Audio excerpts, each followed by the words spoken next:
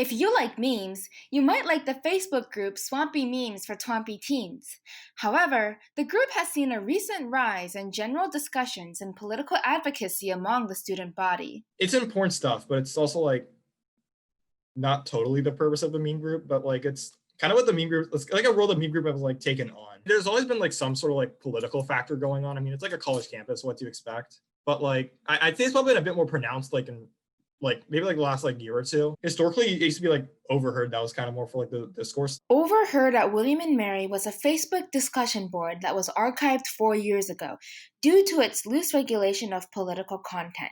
After it was archived, several new groups emerged, two of the biggest being Swampy Memes and Overheard at William and Mary 2, Electric Boogaloo. When Overheard 2 came about, the moderators of that group wanted to be much more tough on moderation and to have much more hands-on approach. But as you can see right now, it never really got the same membership as Swampy Memes did. The growth in discourse on Swampy Memes is partially due to having so many members. Since Swampy has that bigger platform, political discourse has just been shifted there. As more of those posts were allowed, more and more people are submitting those posts.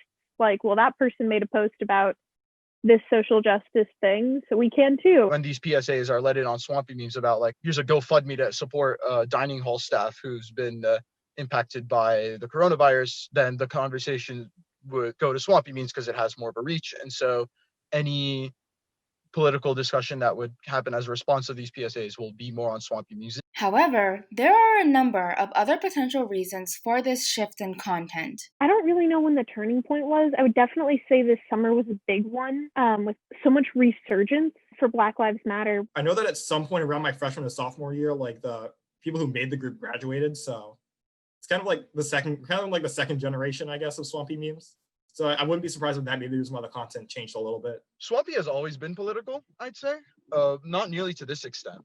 There always has been those kinds of discussions in the past, but the turning point was the coronavirus, I'd say. Reactions to the growing prevalence of political discourse are mixed.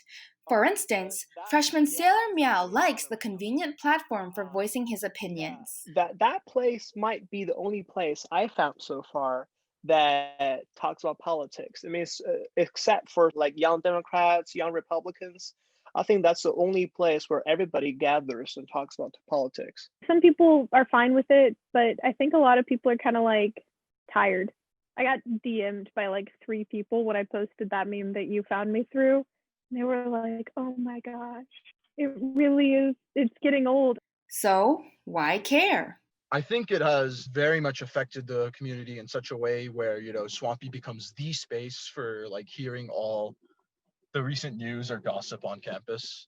If the administration does anything, Swampy will be the first place people find out about that, and the word spreads like wildfire. So it very much becomes this hub of information.